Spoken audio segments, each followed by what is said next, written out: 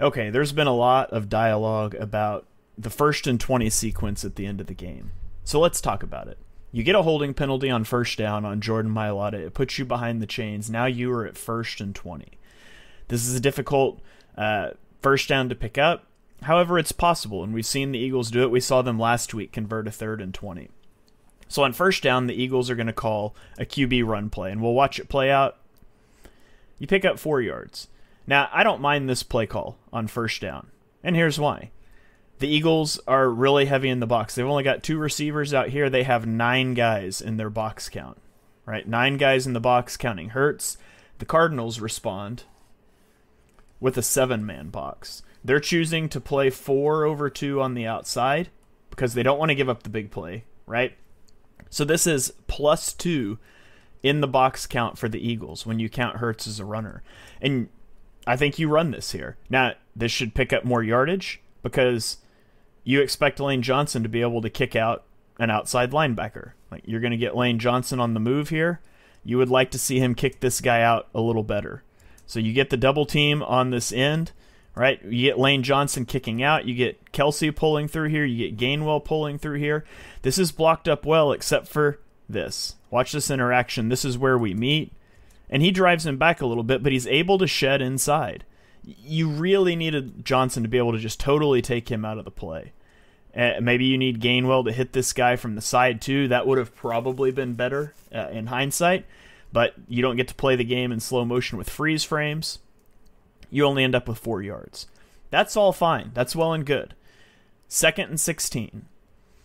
Brian Johnson said that we're trying to catch them in a pass look. They think we're going to pass. We can catch them off guard with the run. The problem is, look at the box counts now. Watch what the linebackers are doing. They're up on the line, right? So now we've got 5 on the line, 2 right here, and this guy you could also argue is in the box, right? So we've got an 8-man box against an 8-man box.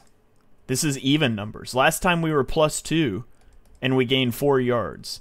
Now we're at a neutral box. And the Eagles choose to run this again. Now, the problem with that, you have one-on-ones. A.J. Brown, Devontae Smith, both of them one-on-one. Like, there's so many things that you could do here.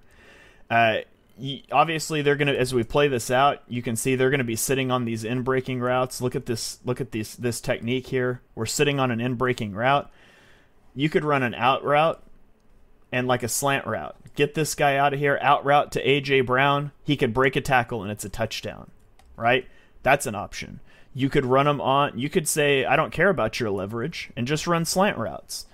Now, I kind of prefer things outside because if you run a slant, you're running into traffic. You could even max protect this, right? Maybe this is what I would prefer here. Maybe we keep Goddard into block. We keep Gainwell into block, right? And maybe we try to run Devontae Smith on a little stutter and go route and see if you can get him to break on that inside one. Maybe you get a touchdown on this play. There's a lot of options at your disposal. Running into a neutral box count just isn't it. And yeah, they try to run like your GT counter play here. And I think Hurts could do a better job for sure on this play. We'll watch it from the back view, but this just isn't the play call that we want. We're going to get our tackle and our guard both pulling. GT counter. And so we see here, we're going to fake this run. Right? Now, number 3 is the issue. Number 3 gets in here. Why isn't number 3 blocked? Let's just wind it back a little bit. He's right here over the tight end. He just attacks hard inside. He's following the running back, right? So we don't get a hand on him. But Hurts has to pull this ball and just get right behind these guys and go.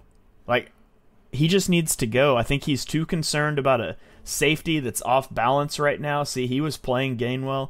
If you just go, don't try to bounce this outside. Just get upfield right now. Maybe he dives and takes out your feet. Maybe not. So Hurts has to do a better job running this. But that can't be your play call.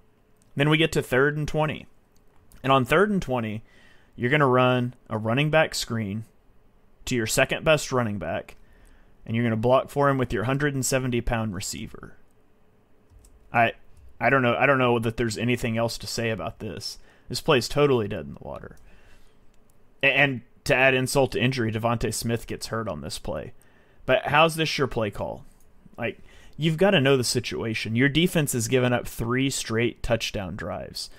They've allowed Arizona to get inside the 25-yard line every single possession the entire game. You can't settle for a field goal here. Like, again, same thing. Yes, they're showing zero pressure. Have a different answer for it. Again, run one of these guys on a slant route and see if they can break a tackle. Try a double move on somebody. This empty can't be your answer because they're just going to get a free runner on you, right? And a screen can't be your answer. That's pathetic play sequencing by Brian Johnson and Nick Sirianni, and it's inexcusable that they continue to defend this in press conferences.